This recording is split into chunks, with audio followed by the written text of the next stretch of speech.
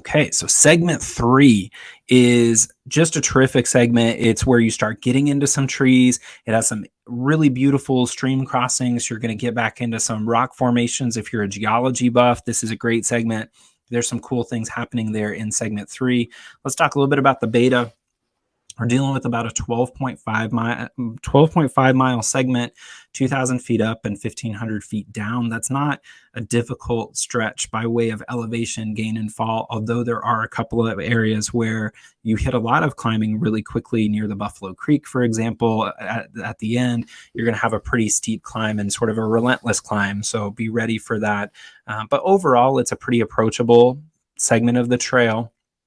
Now, let's talk a little bit about what my tips were back in the day when I first started making these videos. And I said here, first, there is a bathroom at the little scraggy trailhead at the very beginning. So if you are still getting used to pooping in the woods, this is a good one. You can kind of hold it till you get there and use their bathroom. It's typically in good shape. This is also a super, super popular mountain biking area. And so you need to watch for those mountain bikers. Generally speaking, they're pretty respectful. You do have the right of way, but if you watch the way mountain bikers typically behave, you wouldn't know it. And so you've got these mountain bikers coming through. So you'll want to make a lot of noise. If you're with people, talk the whole way through so that they can hear you. If they come around a blind corner, keep an eye out for them.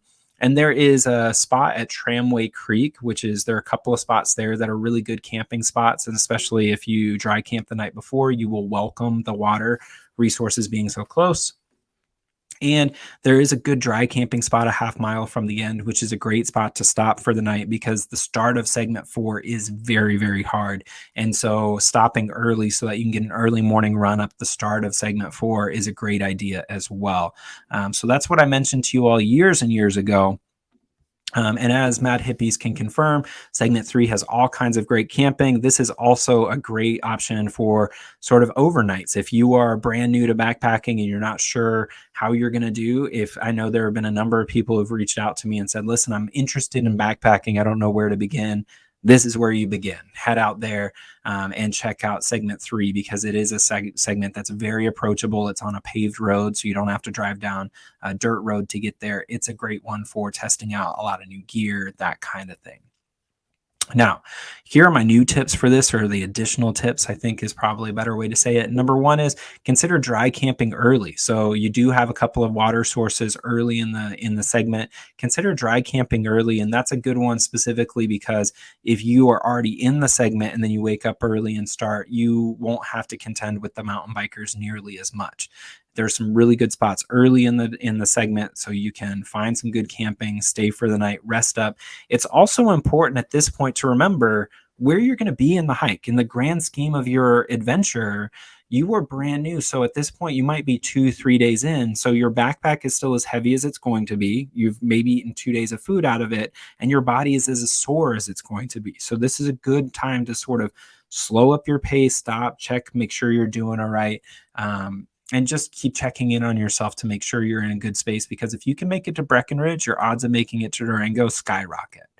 Most people who don't make it to Durango end up leaving typically by about the end of segment 4 or 5. Most people who aren't going to make it leave pretty early. So that's why this first segment, I'm encouraging starting early and also taking your time and really breaking it up and really slowing up as you go. And Dan Hupp here mentions here starting segment 4, and we're going to talk a lot about segment 4 because that is a segment that is like Jekyll and Hyde. I mean, you start with a really tough one and then head into some of the more beautiful segments as well. So here, there's also great camping near Buffalo Creek. And when I say great camping, I mean great camping near Buffalo Creek. And this one is also great because Buffalo Creek, those campsites are right at the end, right before you get to some really aggressive climbs. So if you stop there and rest up, then you're going to start the next day on some fresh legs. It does mean you will be getting to segment 4, the start of segment 4, a little bit later in the day, but that's probably okay as well. Because again, if you have lots of time to just be patient in your hiking, you're going to make it up there. These are all, again, just meant to get you excited about the trail and meant to get you thinking about it as well. Now, one of the best things you can consider, especially if you're new to hiking, is coordinating a shuttle from the end of the segment for a break. So stopping at the end of segment 3, the start of segment 4. There's a hostel in Bailey. It was called the Linwood Hostel for the longest time. It's now called the Two Bridges Lodge. And on their website, they advertise that they will come and pick you up from here. So you can coordinate a shuttle, go back to the hostel. So maybe 3-4 days in, you can go check in, make sure you're doing well, get a shower, look over your food, maybe send back stuff that's not working, that kind of thing. And this is a really good option because then you come back the next day refreshed, start up on segment 4, and that really increases your contentment and chances of making it through the segment from there. It's just really terrific. So here, the end of segment 3, great access to Bailey. It's about a 8-mile trip down a dirt road. There's also at the Rolling Creek Trailhead, which is the end of the segment. So at the end of segment 3, there's a big parking lot. You'll sometimes have trail magic happening there, but it's also really populated with a lot of day hikers. So if you need to get into Bailey and you haven't coordinated a ride, that's okay. Just try to time your arrival and start walking that forest road. And a lot of the day hikers will be willing to pick you up if you're comfortable getting hitches. And if you're not, you're on a dirt road for 8 miles and you can make it back to Bailey. It's really, really feasible. And there's cheap lodging there, that kind of thing. Well worth it. Segment 3. You're going to love it. There's some challenges, but they all have challenges. So be ready for it. You're going to be in good shape.